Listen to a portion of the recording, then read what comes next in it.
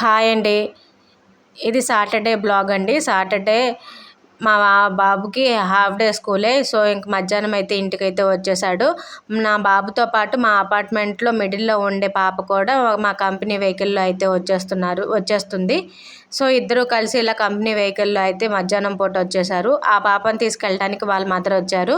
నేను తీసుకెళ్ళటానికి నాతో పాటు పాపను నేను ఇద్దరం కలిసి కిందకి వెళ్ళాం మా బాబుని అయితే తీసుకురావడానికి. ఇంకా అలాగైతే కంపెనీ వెహికల్లో వచ్చేసారు కాబట్టి ఇంకా మా బాబుని తీసుకొని పైకి అయితే వచ్చేసాను. నేను ఇంకా హాయ్ చెప్తుంటే నాతో పాటు హాయ్ చెప్తామని ఇద్దరు చేతులు బాగా ఊపేస్తున్నారు. ఇంకా అలాగా ఇంకా పైకి వచ్చేసిన తర్వాత ఫ్రెష్ అయితే అయిపోయాడు. డ్రెస్ అయితే అంతా ఏం బాగా ఖరాబ్ చేసుకోలేదు, నేను అదే ఉంచుకుంటాను అనేసాడు. సో డ్రెస్ అయితే అదే ఉంచేసాను, కాళ్ళు చేతులు అయితే కడిగేశాను. ఇంకా 3-4 డేస్ నుంచి అమ్మ కేక్ కావాలి, అమ్మ కేక్ కావాలి అని అడుగుతూనే ఉన్నారు ఇద్దరు. సో ఇంక ఈరోజు అయితే ఆఫ్టర్నూన్ ఫ్రీ టైం ఉంది కాబట్టి ఇంకా కేక్ అయితే ప్రిపేర్ చేయాలి. అలాగే మార్నింగ్ హాఫ్ డేనే కాబట్టి ఈరోజు లంచ్ బాక్స్ అయితే ఏమీ పెట్టలేదు, స్నాక్స్ మాత్రమే పెట్టి పంపించాను. సో ఇంకా స్నాక్స్ మాత్రమే తిన్నాడు. ఇంక లంచ్ అయితే ఇప్పుడు తినిపించాలి. లంచ్ తినిపించేసిన తర్వాత ఇంకా మిగిలిన వర్క్ అయితే స్టార్ట్ చేయాలి. మేము వెజిటేరియన్స్ అండి. సో అందుకని చెప్పేసి ఇంకా గుడ్డు అదంతా ఏమీ యూస్ చేయము. బయట కేకులు చేసే దగ్గర అంతా గుడ్డు యూస్ చేస్తూ ఉంటారు కదా. ఎప్పుడైనా బయట తినాలి అనుకున్నప్పుడు కేక్ ఇలాగా ఇప్పించామనుకుంటే అవి కొన్ని రోజులు స్టాక్ ఉన్నవి ఏమో తెలియదు, కానీ 1-2 సార్లు మేమైతే గమనించాము ఎగ్ స్మెల్ బాగా వస్తుంది. సో అది తినటానికి పిల్లలు ఇష్టపడలేదు. సో అందుకని చెప్పి నేనే ఇంట్లో ప్రిపేర్ చేద్దామని చెప్పేసి అనుకున్నాను. ఇంకైతే అన్నం అయితే తినిపించేద్దామని చెప్పేసి అనుకున్నాము. ఇంకా మా పిల్లల్ని ఇద్దరిని ఇలా కూర్చోపెట్టేసుకొని అన్నం అయితే తినిపిద్దామని చెప్పి అన్నం తెచ్చేసుకున్నాను. ఈరోజు మా ఇంట్లో గోరు చిక్కుడుకాయ పులుసు కర్రీ చాలా టేస్ట్గా ఉంటుంది. ఎప్పుడైనా మీరు చేసి ఉండకపోతే కనుక ఒకసారి ట్రై చేయండి. ఇది నాకు పెళ్ళైన కొత్తల్లో నాకు అసలు తెలియదు ఇలా గోరుచిక్కులతోటి పులుసు చేస్తారు, కర్రీ చేస్తారని కూడా. ఈ కర్రీ అనేది నేను పెళ్ళైన తర్వాతే నేర్చుకున్నాను. పెళ్ళైన తర్వాత నేర్చుకున్నా కానీ చాలా అంటే చాలా ఇష్టం నాకు ఈ కర్రీ. ఇది వన్ డే అంటే మార్నింగ్ చేసినప్పుడు తిన్నదానికన్నా నైట్ కనుక తింటే కనుక ఆ టేస్ట్ చాలా బాగుంటుంది.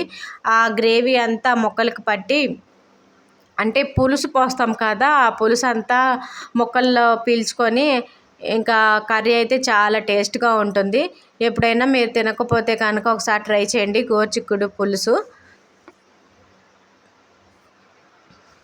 ఇంకా ఇద్దరికి ఇలాగైతే తినిపించేస్తున్నాను. మా పిల్లలు అయితే ఇద్దరు తిండి విషయంలో అయితే ఏమీ ఇబ్బంది పెట్టరండి. ఏదైనా సరే ఇంకా పెట్టినా తింటారు మ్యాక్సిమం. అంటే కారం కొంచెం తక్కువగా ఉంటే ఏ ఫుడ్ పెట్టినా కానీ ఇద్దరు తింటారు. ఫుడ్ విషయంలో పెద్ద ఏమీ ఇబ్బంది పెట్టరు ఇద్దరు. కాకపోతే చిన్నపిల్లలు కాబట్టి ఇంకా తినిపించాల్సి వస్తుంది. మా వాడు స్కూల్కి వెళ్తాడనే కానీ లంచ్ బాక్స్ మ్యాక్సిమం తినకుండానే తీసుకొచ్చేస్తాడు. అందుకనే మ్యాక్సిమం నేను ఇంటికి వచ్చిన తర్వాత మళ్ళీ ఫుడ్ అయితే పెడతాను. స్నాక్స్ ఇవ్వకోకుండా లంచ్ అన్నమే పెడతాను, రైసే పెడతాను మళ్ళీ తినటానికి. తినకోకుండా పెట్టినట్టు తీసుకొస్తాడు, లేకపోతే పడేస్తాడు. తనకి తినటం ఇంకా చేత అవ్వట్లేదు. ఇంటికి వచ్చేసరికి అయితే మామూలుగా జనరల్గా ఫుల్ డే స్కూల్ ఉన్నప్పుడు 3:30-4కి అయితే ఇంటికి వస్తాడు. ఆ టైంకి బాగా ఆకలేస్తుంది తనకి. మధ్యాహ్నం పూట అంటే ఏదో 1-2 స్పూన్స్ తింటాడు, పెరుగన్నం తినేస్తాడు కంప్లీట్గా. కర్రీ అన్నం అయితే తినడు. ఆ కర్రీ అన్నం తినడం కోసము ఇంకా తినకుండా అలాగే ఉండేసరికి మధ్యాహ్నం ఇంటికి వచ్చేసరికి తనకి బాగా ఆకలేస్తుంది. సో ఆకలేసే టైంకి ఇంక నేను ఇంటికి వచ్చేసరికి స్నాక్స్ అయితే ఇవ్వకోకుండా అన్నం అయితే పెట్టేస్తాను. ఇంకా అలాగే ఈరోజు అన్నం అయితే పెట్టేస్తున్నాను. ఇంక మధ్యాహ్నం అయితే అన్నం అయితే పెట్టేస్తున్నాను ఇద్దరికి.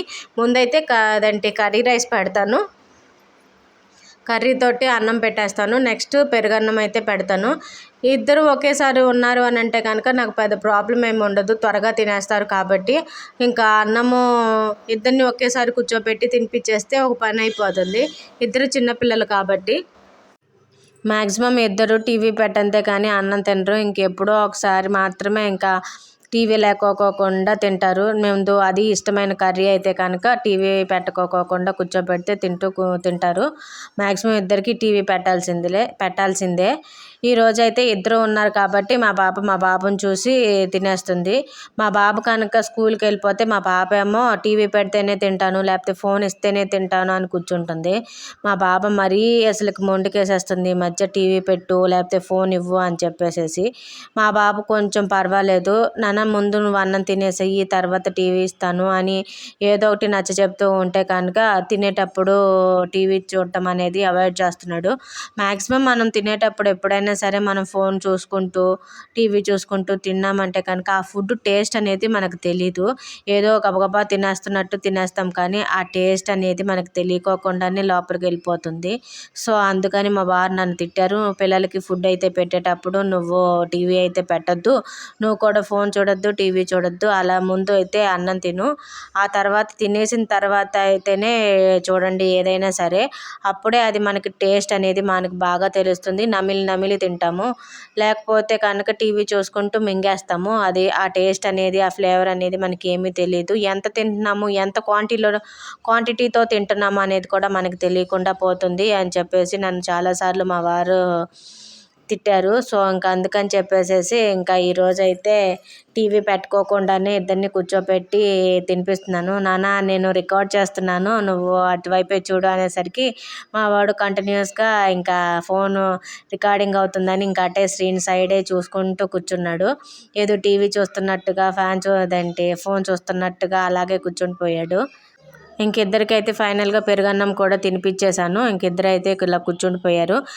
నాకు నిద్ర రావట్లేదని ఇద్దరు ఇంకా నాకు టీవీ పెట్టు, నేను టీవీ చూసుకుంటా కూర్చుంటాను అనేసరికి ఇద్దరికి అలా టీవీ పెట్టేశాను. నేను కూడా లంచ్ అయితే తినేసాను. మా వారు కూడా వచ్చేసారు ఆఫీస్ నుంచి. ఇంకిద్దరం అయితే కలిసేసి ఇంక తినేసాం. మా పిల్లలకు పెట్టేసిన తర్వాత ఇంక మేమిద్దరం అయితే కూర్చొని ఇంకా లంచ్ అయితే తినేసాము. ఇంక మాది లంచ్ అయితే అయిపోయింది. ఇంకా ఇప్పుడైతే కేక్ అయితే స్టార్ట్ చేద్దామని చెప్పేసి అనుకుంటున్నాను. ఇంకా కేక్ అయితే ఈరోజు అరటిపళ్ళు అయితే మిగిలిపోయాయండి, బాగా పండిపోయాయి, దాన్ని ఇంకా పడేయటమే, అంత మెత్తగా అయిపోయాయి. సో మెత్తగా అయిపోయినవి మా పిల్లలు తినట్లేదు. సో అరటిపండుతో అయితే బనానా కేక్ అయితే చేద్దాం అనుకుంటున్నాను. ఇంకా మైదా పిండి కూడా యూస్ చేయట్లేదు, చక్కెర కూడా ఏమీ యూస్ చేయట్లేదు, ఓన్లీ బనానా, గోధుమ పిండి, బెల్లం వేసి ఇంకా కేక్ అయితే చేద్దామని చెప్పేసి అనుకుంటున్నాను. ఇంకా అందుకోసం అని చెప్పేసి ఇంకా బనానా అయితే ఇట్లా మొత్తంగా 3 అయితే తీసేసుకుంటున్నాను. మొత్తంగా అవి పీల్ అయితే తీసేసేసి ఇంకా అలాగా పెట్టేసుకుంటున్నాను. దీంట్లో ఎటువంటి ప్రిజర్వేటివ్స్, తర్వాత ఎగ్, ఇంకా మైదా ఇవన్నీ యూస్ చేయట్లేదు కాబట్టి పిల్లలకి ఇది చాలా హెల్దీ అని చెప్పేసి చెప్పొచ్చు. కేక్ని బేక్ చేయడానికి కూడా నార్మల్ డబల్ హీటెడ్ మెథడ్లోనే కేక్ని అనేది ఇంకా కుక్ చేస్తున్నాను, మైక్రో ఓవెన్లో కూడా పెట్టట్లేదు. మీరు చెప్పండి, మైక్రో ఓవెన్లో చేసుకునే ఫుడ్ అంత సేఫా కాదా అనేది నాకు కామెంట్ చేయండి. మా వారేమో మైక్రో ఓవెన్ అనేది అసలు మంచిది కాదు అని చెప్పేసి అంటారు. సో ఫైనల్గా ఇలాగైతే అరటిపళ్ళుని తీసేసుకున్నాను. ఇంకా ఒక స్పూన్ సహాయంతో మెత్తగా మ్యాష్ చేసేసుకుంటున్నాను. ఒక పలుకు అనేది ఏమీ లేకోకుండా మెత్తగా స్మాష్ చేసేసుకున్నాను. తర్వాత ఒక మిక్సీ జార్ తీసుకొని 1 కప్ ఆఫ్ బ్రౌన్ షుగర్ వేసుకున్నాను. తర్వాత 1/2 కప్ పెరుగు అయితే వేసుకున్నాను, ఎందుకంటే నేను ఎగ్స్ యూస్ చేయట్లేదు కాబట్టి 1/2 కప్ పెరుగు అయితే వేసుకుంటున్నాను. 1 స్పూన్ వెనిలా ఎసెన్స్ వేసుకుంటున్నాను.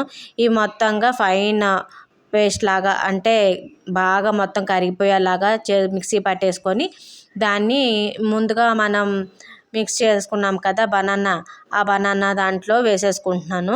వేసుకొని మొత్తంగా కలిపేసుకుంటున్నాను. కొంచెం వాటరీ కన్సిస్టెన్సీ లాగానే ఉంది, ఎందుకు బాగా బ్రౌన్ కలర్లో వచ్చేసింది చూడండి. నేను బ్రౌన్ షుగర్ బాగా బ్రౌన్ కలర్లో ఉంది, అందుకని బాగా బ్రౌన్ కలర్లో వచ్చేసింది.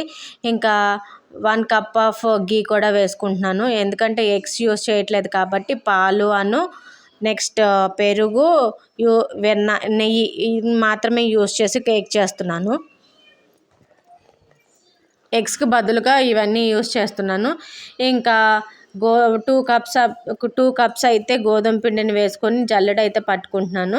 ఇంకా చిన్నది అయితే ఏమి లేదు నా దగ్గర, పెద్ద జల్లెడే ఉంది. సో అందుకని దాంట్లోనే వేసుకొని జల్లెడ పట్టేసుకుంటున్నాను. గోధుమ పిండిలో ఏదన్నా ఉందేమో అన్న విధంగా ఇంకా మొత్తంగా అంతా జల్లెడ పట్టేసుకుంటేనే మంచిది, కేక్ బాగా వస్తుంది అన్న ఉద్దేశంతో ఇంకా అలా అయితే జల్లెడ పట్టేసుకున్నాను. కొంత అయితే వేస్ట్ అయితే మిగిలింది. తర్వాత 1 spoon baking soda, 1 spoon baking powder, baking soda అనేవి 1 స్పూన్స్ వేసుకొని జల్లిచ్చేసుకున్నాను. అవి కూడా జల్లిచ్చేసుకొని ఇంక మొత్తంగా అంతా కలిపేసుకొని ఇంకా ఈ బనానా మిక్స్లో అయితే వేసేసుకుంటున్నాను. కొంచెం అంటే కొంచెము సాల్ట్ వేసుకొని ఒకే మెథడ్లో ఇంక ఇట్లా కట్ అండ్ ఫోల్డ్ మెథడ్లో ఇంక మొత్తంగా అయితే కలిపేసుకుంటున్నాను. నాకు ఆ గెరెట్తో తిప్పడానికి రాకపోయేసరికి ఇంక ఇలాగ కవ్వంతో పెట్టుకొని తిప్పుకుంటున్నాను. నా దగ్గర విస్కర్ కూడా లేదు. సో అందుకోసం అని చెప్పి ఇంకా ఇదైతే కొంచెం బాగా వస్తుంది అన్న ఉద్దేశంతో కవ్వం పెట్టి ఇంక ఇలా మొత్తంగా అయితే కలుపుకున్నాను. అది బాగా కేక్ కన్సిస్టెన్సీ ఎలా రావాలో అలా వచ్చింది. ఇంక తర్వాత ఒక గిన్నెకైతే నేను ఆయిల్ అంతా అప్లై చేసుకొని గోధుమ పిండితోటి కోటింగ్ అయితే చేసేసుకుంటున్నాను. ఇంకా కేక్ చేసేదానికి మిక్స్ చేసుకున్న మిక్చర్ని అంతా ఈ గిన్నెలోకి అయితే ట్రాన్స్ఫర్ చేసుకోవడానికి కోసం అని చెప్పి ఆ గిన్నెకి అంతా ఆయిల్ అయితే పూసేసాను. తర్వాత ఇంకా గోధుమ పిండితోటి ఇలా కోటింగ్ అయితే చేసుకుంటున్నాను. ఇలా కోటింగ్ చేసుకోవటం మూలన ఏంటంటే కేక్ అనేది అతుక్కోకుండా బాగా వచ్చేస్తుంది. నా బటర్ పేపర్కి బదులుగా నేను ఇలా చేస్తున్నాను అనమాట. బటర్ పేపర్ ఉంటే కనుక ఇదంతా చేయాల్సిన అవసరం లేదు. జస్ట్ బటర్ పేపర్ ఒకటి వేసుకొని కేక్ది వేసేసుకుంటే సరిపోతుంది. ఇంకా బటర్ పేపర్ లేదు కాబట్టి ఇంకా ఆయిల్ అలా అప్లై చేసుకొని ఇంకా గోధుమ పిండితో ఎలా అయితే కోటింగ్ అయితే చేసుకుంటున్నాను మొత్తం గిన్నెంతా.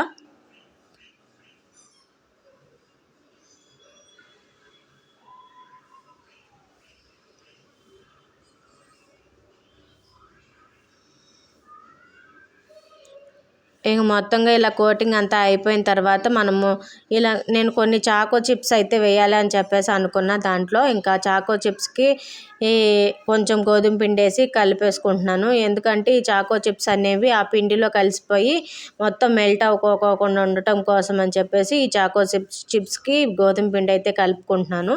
కలపటం వలన అంటే చాకో చిప్స్ అనేవి దాంట్లో మిక్స్ అయిపోవు అన్నమాట, కరిగిపోవు. అదే కొంచెం అయితే పిండిలో వేసి కలుపుకున్నాను, కొంచెమేమో పైన అయితే వేసుకున్నాను, కొంచెం పైన ఇంకొంచెం జీడిపప్పు పలుకులతో కూడా వేసేసుకున్నాను. తర్వాత ఇంకా ముందుగానే ప్రీహీట్ చేసుకున్నాను అనమాట. ఒక 20 minutes కొంచెం కింద సాల్ట్ అయితే వేసుకున్నాను. ఇంకా స్టాండ్ అయితే పెట్టేసి ముందుగా మన కేక్ మిక్చర్ అంతా దాంట్లో వేసుకున్నాం కదా, దాంట్లో వేసుకొని పెట్టేసుకున్నాను. ఇంకా సిమ్లో పెట్టుకొని కేక్ని అయితే బేక్ చేసుకున్నాను. మనం ఇంకా కేక్ అయితే ఉడికిందో లేదో ఒకసారి టెస్ట్ చేద్దాము. మనం ఇట్లాగా ఒక నైఫ్ని కానీ స్పూన్ కానీ కేక్ దాంట్లో పెట్టి ఇలా ముంచినప్పుడు దానికి ఏమీ అంటుకోకుండా వచ్చింది అంటే కనుక కేక్ అనేది పర్ఫెక్ట్గా కుక్ అయినట్టే.